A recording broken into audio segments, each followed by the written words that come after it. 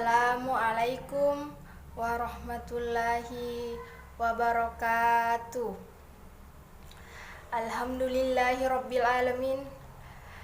Wassalatu wassalamu ala ashrafil anbiya'i wal mursalin Sayyidina Muhammad wa ala alihi wa ashabihi ajmain, amma ba'du. Alhamdulillahi rabbil alamin.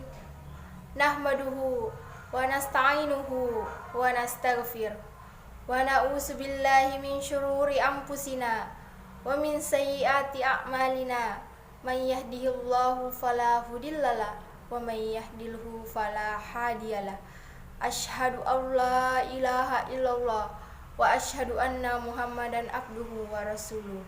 Amma ba'du. Ma'asyiral muslimin rahimakumullah. Marilah kita panjatkan puji dan syukur kita kepada Allah Subhanahu wa taala yang telah memberikan kita nikmat kesehatan, kesempatan sehingga kita dapat berkumpul di tempat ini.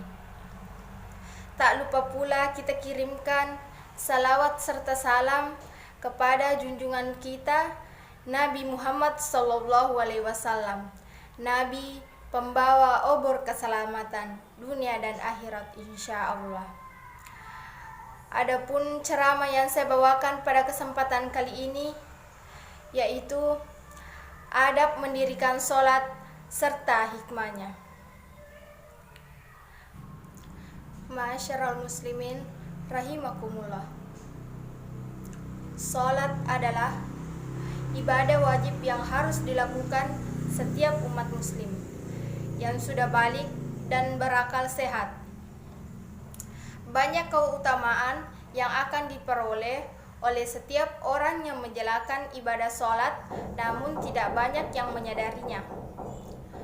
Sholat bukan hanya menjalankan rutinitas dan ritual atau menggugurkan kewajiban, namun sholat jika dilaksanakan dengan benar dan bersungguh-sungguh akan mendatangkan ketenangan hati dan keselamatan dalam hidup di dunia maupun di akhirat nanti.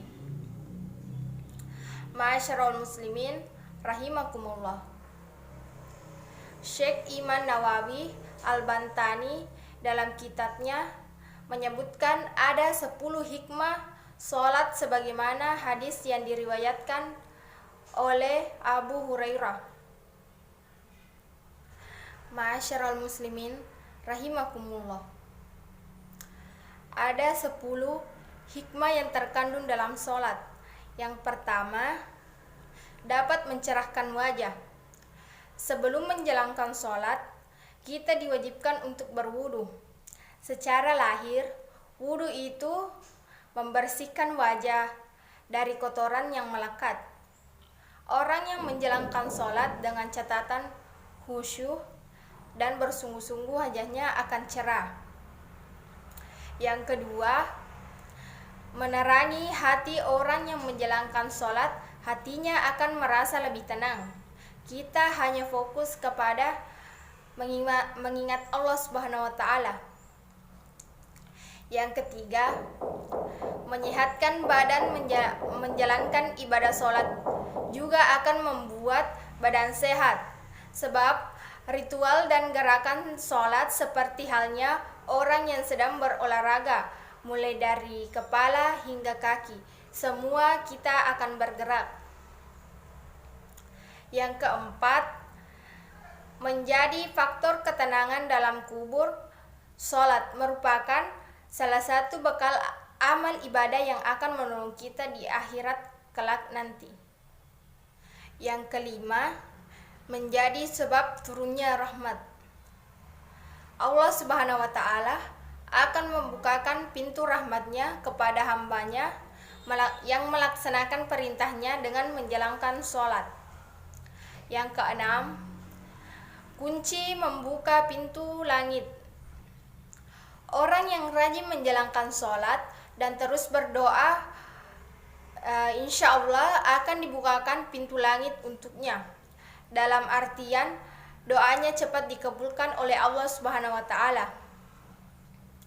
Yang ketujuh, dapat memberatkan timbangan sholat. Sholat adalah barometer keimanan seseorang. Barang siapa yang menyempurnakan atau menjalankan sholat 5 waktu, maka kelak akan memperoleh ibadah yang sempurna. Hadis riwayat Dailami. Selanjutnya yang kedelapan, tempat keridhaan Allah Subhanahu wa taala. Salat adalah sarana pendekatan diri kepada Allah Subhanahu wa taala bagi setiap orang yang bertakwa. Hadis riwayat Dakloi. Tiada suatu kegiatan yang seorang hamba yang lebih mencintai Allah Subhanahu wa taala kecuali waktu Allah melihat hambanya yang tengah bersujud. Yang kesembilan, bernilai surga.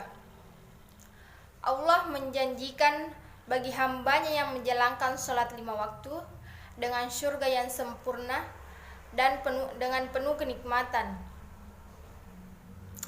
Yang terakhir, menjadi tabir dari siksa neraka. Barang siapa yang menjalankan sholat 5 waktu, maka sholatnya kelak akan menjadi cahaya, hujah, dan penyelamat baginya pada hari kiamat. Barang siapa yang tidak dapat memelihara sholatnya, kelak akan dikumpulkan pada hari kiamat bersama Fir'aun, Qarun, dan Haman. Hadis riwayat Ibnu Nars. Ma'asyiral muslimin rahimakumullah. Sebagai kesimpulan, ada 10 hikmah mendirikan sholat. Yang pertama, mendapat mencerahkan wajah. Yang kedua, dapat menerangi hati. Yang ketiga, menyehatkan badan menjalankan ibadah. Yang keempat, menjadi faktor ketenangan di dalam kubur. Yang kelima, menjadi sebab turunnya rahmat.